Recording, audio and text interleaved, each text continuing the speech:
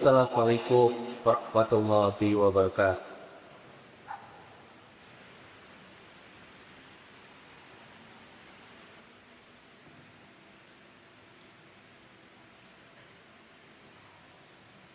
Innal hamdalillah nahmaduhu wa nasta'inuhu wa nastaghfiruh wa na'udzu billahi min shururi anfusina wa sayyiati a'malina.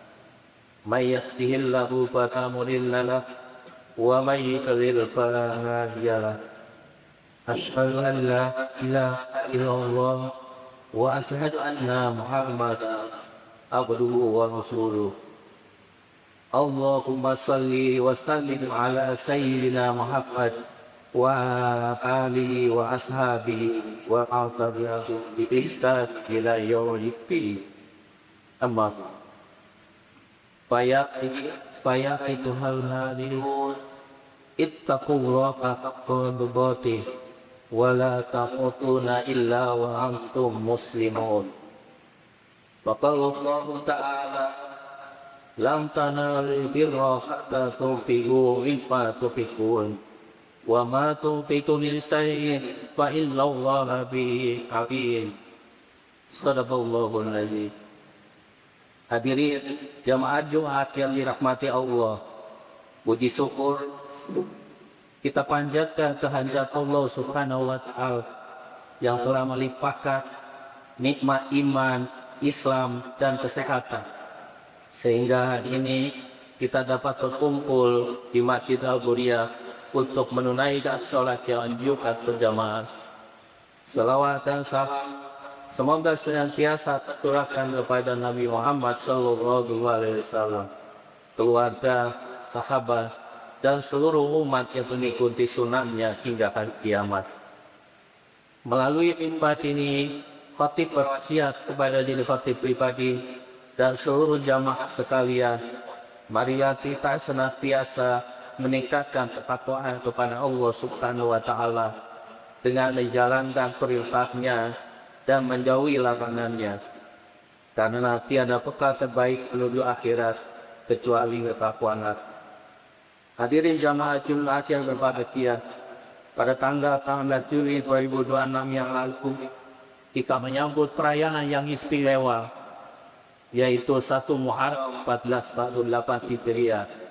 Pergantian tahun ini bukan sekedar peristiwa kalender, melainkan momentum untuk kembali merefleksi perjalanan yang telah kita lalui dan memperbarui niat serta kamalan kita ke depan. Muharram adalah bulan pertama dalam kalender Hijriah, sekaligus salah satu dari 4 bulan suci yang Allah muliakan, yaitu Dzulqa'dah, Dzulhijjah, Muharram, dan Rajab. Muharram memiliki keistimewaan tersendiri, sebagaimana diriwayatkan oleh Imam Muslim. Rasulullah SAW bersabda, "Afdhalus siyami ba'da Ramadan shahrullahil Muharram." Puasa paling utama setelah Ramadan adalah puasa di bulan Muharram, bulan Allah. Hadis riwayat Muslim. Hadirin jamaah Jumat yang berbahagia, di bulan Muharram yang mulia ini ada tata tertib yang patut kita syukuri bersama. Melalui keputusan Menteri Agama nomor 571 tahun 2026, bulan Muharram ditetapkan sebagai bulan wakaf nasional. Karena itu, Jumat yang kita jalani hari ini menjadi Jumat pertama dalam rangkaian bulan wakaf nasional di Indonesia. Sebuah momentum bersejarah untuk menumbuhkan semangat berwakaf demi kemaslahatan umat. Muharram dipilih karena dia adalah bulan pembukaan tahun baru Hijriah, momentum terbaik untuk memulai dan memperbarui niat, termasuk niat berwakaf. Maka di bulan wakaf nasional ini, mari kita renungkan kembali pentingnya wakaf serta perannya sebagai instrumen keuangan Islam yang dapat menopang pembangunan umat dan bangsa. Secara maknawi, wakaf adalah lahan harta yang dapat diambil manfaatnya tetap menjaga pokoknya dan hasilnya disedekahkan di jalan Allah. Dari Abu Hurairah radhiyallahu anhu, ia berkata bahwa Rasulullah sallallahu alaihi wasallam bersabda, "Idza mata al-insan ta'a ahluhu ila salasati min sadaqatin jariyatin wa ilmi yuntafahu bihi wa waliyyin shalihin yatmula." Jika seseorang meninggal dunia, maka terputuslah amalannya kecuali 3 perkara, yaitu sedekah jariyah, ilmu yang dimanfaatkan, atau doa anak yang soleh. Hadis riwayat Muslim. Para ulama sepakat bahwa wakaf merupakan salah satu bentuk sedekah jariyah yang paling utama. Namun dalam prakteknya, pemahaman tentang wakaf seringkali masih terbatas pada 3 abad: masjid, madrasah, dan maktab. Pemahaman ini tentu tidak salah, tetapi masih terlalu sempit. Padahal Islam memberi ruang yang jauh lebih luas sebagai wakaf untuk menghadirkan kemaslahatan umat. Salah satu contoh paling mengukau semangat kekuatan wakaf adalah peradaban Turki Utsmani yang berjaya selama berabad-abad. Kejayaan tersebut tidak lepas dari wilayah wakaf yang melekat kuat di tengah masyarakat dan didukung oleh pemerintah, sehingga melahirkan sistem sosial ekonomi yang tangguh dan berkeadilan. Kejayaan wakaf dalam peradaban Turki Utsmani mencapai puncaknya pada masa Sultan Mehmed II Al-Fatih penakluk Konstantinopel tahun 1453 Masehi. Melalui Yayasan Wakaf Hagia Sophia, hasil pengelolaan ribuan aset wakaf digunakan untuk membiayai makan gratis, layanan kesehatan, dan berbagai kebutuhan masyarakat secara berkelanjutan. Sistem wakaf Utsmani juga bahkan menginspirasi lahirnya institusi endowment fund di Eropa. Hal ini menunjukkan bahwa wakaf yang dikelola secara serius, profesional, dan didukung oleh negara mampu menjadi fondasi kemakmuran bagi masyarakat dan peradaban yang bertahan selama berabad-abad. Dalam epoki Islam modern, wakaf telah berkembang menjadi instrumen yang tidak hanya bernilai ibadah, tapi juga berperan dalam pemberdayaan ekonomi dan pembangunan sosial. Perkembangan ini melahirkan apa yang dikenal sebagai wakaf produktif. Wakaf produktif mewujudkan 3 dimensi sekaligus: dimensi spiritual, dimensi komersial, dan dimensi sosial.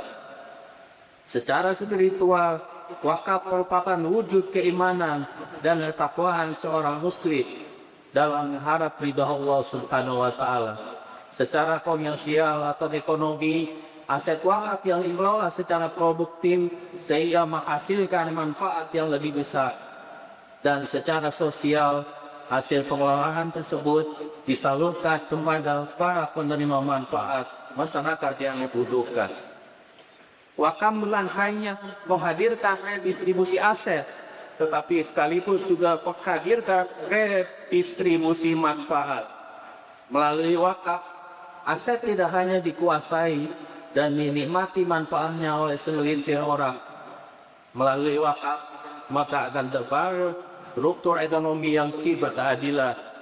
Aset wakaf dapat dikembangkan menjadi berbagai sarana prasarana yang bermanfaat, seperti rumah sakit, sekolah, maupun pusat-pusat pusaka yang hasilnya digunakan untuk mendukung pendidikan, pelayanan kesehatan, dan berbagai program kemaslahatan umat lainnya. Hadirin jamaah Jumat yang dimuliakan Allah, Indonesia adalah salah satu negara dengan penduduk muslim terbesar di dunia, dengan potensi wakaf yang luar biasa. Badan Wakaf Indonesia memperkirakan potensi wakaf uang mencapai sekitar 181 triliun. Selain itu, terdapat sekitar 451.000 titik aset wakaf yang luasnya bahkan melebihi wilayah Singapura. Namun, potensi besar tersebut belum tergarap secara optimal. Dana wakaf yang berhasil dihimpun masih jauh dari potensinya. dan masih sebagian kecil saja aset wakaf yang sudah dikelola secara produktif. Padahal jika potensi wakaf tersebut dapat diwujudkan, maka kita dapat menghadirkan rumah sakit wakaf bagi kaum duafa, sekolah-sekolah mulai dari tingkat dasar hingga perguruan tinggi berbasis wakaf untuk mencetak generasi emas dan menghadirkan manfaat wakaf lainnya. Itulah cita-cita besar yang dapat kita wujudkan bersama melalui gerakan wakaf yang masif, sistematis, dan produktif. Hadirin jamaah Jumat yang dimuliakan Allah, mari kita renungkan sejenak. Tanpa kita sadari, setiap hari kita hidup di tengah manfaat wakaf. Masjid di sekitar rumah kita, pemakaman tempat kita menyandat saudara-saudara kita, bahkan berbagai fasilitas yang kita gunakan berdiri karena ada orang-orang soleh yang mewakafkan hartanya untuk generasi yang belum pernah mereka kenal. Inatut diriman kamu si berikut demikian. Sebagian mahasiswa telah dibantu melalui beasiswa wakaf dan sebagian dari kita menikmati fasilitas yang dihadirkan dari aset wakaf. Kita adalah bukti hidup bahwa wakaf itu nyata dan wakaf itu bekerja.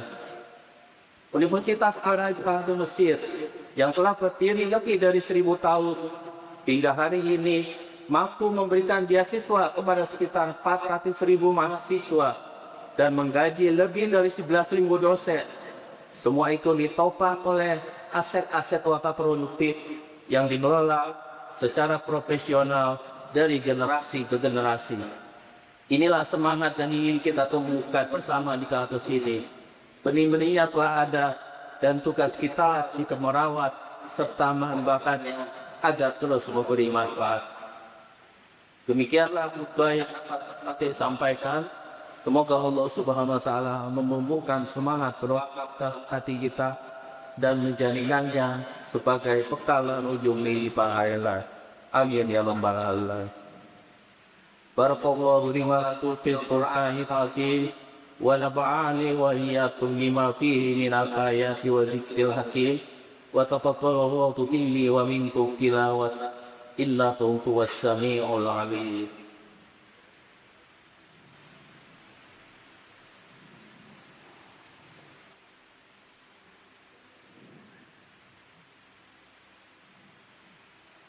Alhamdulillah walhamdulillah thumma alhamdulillah. Asyhadu an la ilaha illallah wahdahu la syarika lah wa asyhadu anna sayyidana Muhammadan abduhu wa rasuluh.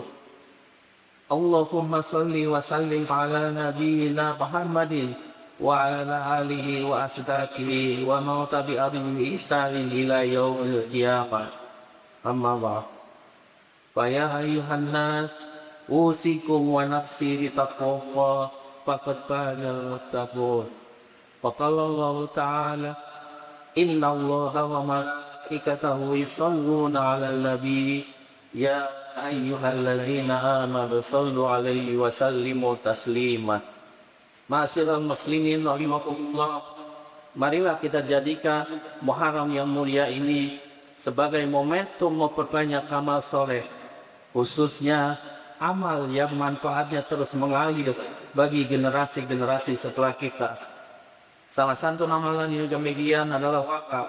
Sebagai warisan peradaban Islam yang lalu, wakaf telah terbukti menjadi kilat kemajuan umat ketika dikelola dengan baik dan profesional. Karena itu, penetapan Muharram sebagai bulan wakaf nasional hendaknya menjadi pengingat bagi kita untuk semakin menumbuhkan semangat berwakaf. Sekecil apapun wakaf yang kita tunaikan dengan ikhlas dapat menjadi amal jariah yang pahalanya terus mengalir hingga hari kiamat. Semoga Allah Subhanahu wa taala menanamkan dalam diri kita kepedulian terhadap sesama dan kemampuan untuk meninggalkan jejak kebaikan yang terus memberi manfaat bagi generasi setelah kita. Amin ya rabbal alamin. Mari kita tutup khutbah ini dengan sama-sama berdoa.